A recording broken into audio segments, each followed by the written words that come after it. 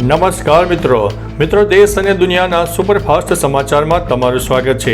સમાચારો વિસ્તારથી જાણીએ એ પહેલા મહત્વની હેડલાઇન્સ ઉપર એક નજર। ફાર્માટેક એક્સપો અને લેબટેક એક્સપોનો આજથી પ્રારંભ થશે, જેમાં ગાંધીનગરમાં મુખ્યમંત્રી ભૂપેન્દ્રભાઈ પટેલ પ્રારંભ કરાવશે। ગુજરાત હાઈકોર્ટમાં ચૈતર વસાવાની જામીન અરજી ઉપર સુનાવણી થશે। લાફાકાંડમાં ચૈતર વસાવા સામે ફરિયાદ નોંધાયેલી છે, તેમજ ઉદ્યોગપતિ અનિલ અંબાણીનું ઈડીને તેડું।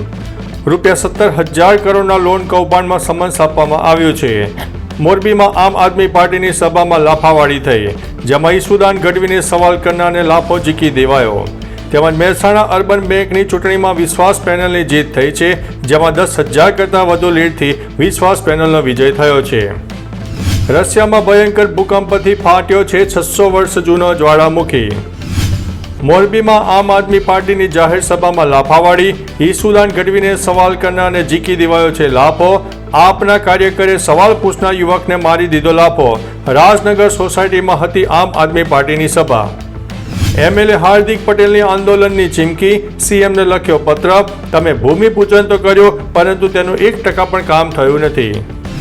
દિલ્હીમાં મોર્નિંગ વોક ઉપર ગયેલા તમિલનાડુના સંસદ સાથે ધપાચપી, પોલીસ અધિકારીઓમાં દોડધામ જોવા મળી રહી છે। મહેસાણા અર્બન બેંકની ચૂંટણીના પરિણામ જાહેર, વિશ્વાસ પેનલનો જંગી લીડથી થયો છે વિજય। ઈડરમાંથી પસાર થતા નેશનલ હાઈવે માટે 371 એકરથી વધુ જમીન સંપાદનના વળતર મુદ્દે ખેડૂતોનો વિરોધ પ્રદર્શન જોવા મળ્યું છે।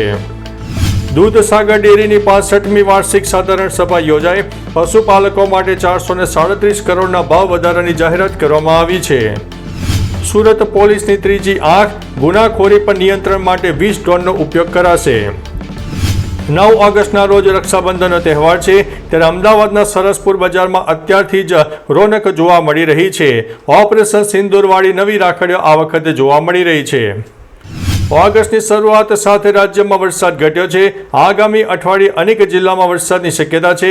મધ્યમ વરસાદની શક્યતા હવામાન વિભાગે જણાવી છે। આગામી અઠવાડિયે સૌરાષ્ટ્ર અને મધ્ય ગુજરાત સહિત કેટલાક વિસ્તારોમાં હળવાથી મધ્યમ વરસાદની શક્યતા રહે છે।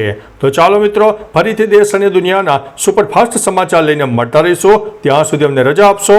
નમસ્તે।